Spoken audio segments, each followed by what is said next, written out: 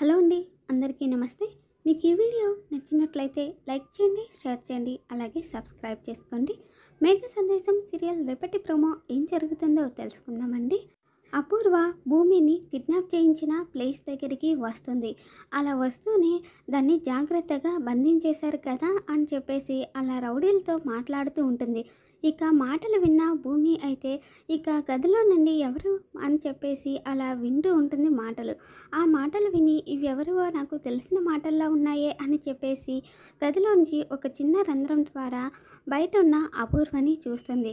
ఇక ఆ రౌడీలైతే ఆ అమ్మాయి దగ్గర ఈ గజ్జెలు ఇంకా ఈ శాలువా దొరికాయి మేడం అని చెప్పేసి అవి అపూర్వకి చూపించగానే వాటిని చూసి అపూర్వ షాక్ అయిపోతుంది.